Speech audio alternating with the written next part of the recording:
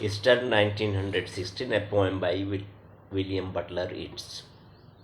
I have met them at close of day, coming with vivid faces from counter or desk among grey 18th century houses.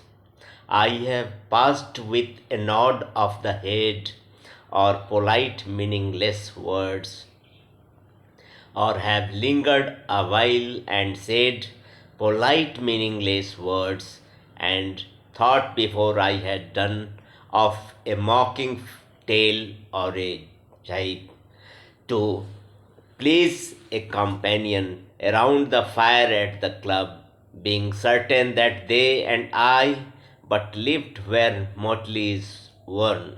All changed utterly. A terrible beauty is born. That woman's days were spent in ignorant goodwill, her heights in argument, until her voice grew shrill. What voice more sweet than hers when, young and beautiful, she rode to the harriers? This man had kept a school and rode our winged horse. This other, his helper and friend, was coming into his force. He might have won fame in the end, so sensitive his nature seemed, so daring and sweet his thought. This other man I had dreamed a drunken, vainglorious lout. He hath done most bitter wrong to some who are near my heart, yet I number him in the song. He too has resigned his part in the casual comedy. He too has been changed in his turn, transformed utterly. A terrible beauty is born. Hearts with one purpose alone, through summer and winter seem enchanted to a stone to trouble the living stream. The horse that comes from the road, the rider, the birds that range from cloud to tumbling cloud, minute by minute they change. A shadow of cloud on the stream changes minute by minute. A horse hoof slides on the brim, and a horse splashes within it. The long legged moor hence dive, and hence to more cocks call. Minute by minute they leave the stones in the midst of all. Too long a sacrifice can make a stone of the heart. Oh, when may it suffice? That is heaven's part, our part. To murmur name upon name as a mother names her child, when sleep at last has come on limbs that had run wild. What is it but nightfall? No, no, not night, but death.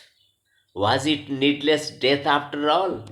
For England may keep faith, all that is done and said, we know their dream, enough to know they dreamed and are dead. And what if excess of love bewildered them till they died? I write it out in verse.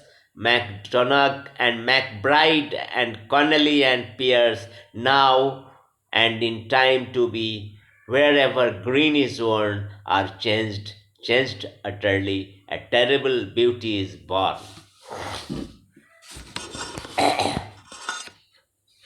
The poem Easter 1916 was written by the Irish poet William Butler Yeats in order to make people remember the event of Easter Rising in 1916, in which Irish nationalists revolted to win independence from British rule. The leaders of the rising were executed.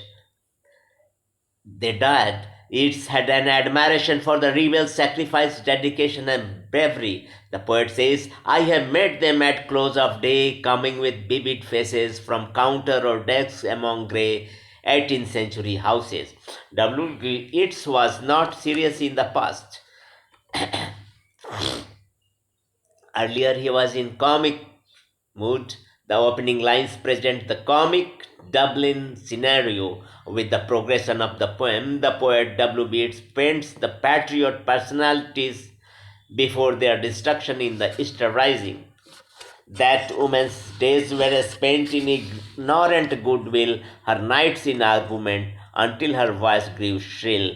Maud Gonne was one of them, beautiful and young. She had destroyed her beauty in the fire and fervor of political agitation. A poet and a school teacher, some intellectuals, and many more lost their lives. Loss of lives brought terrible beauty.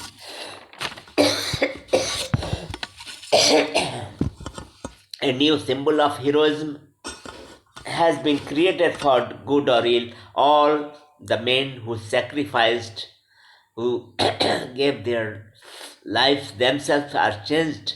It says, he had done most bitter wrong to some who are near my heart, yet I number him in the song. He too has resigned his part in the casual comedy. He too has been changed in his turn, transformed utterly. A terrible beauty is born.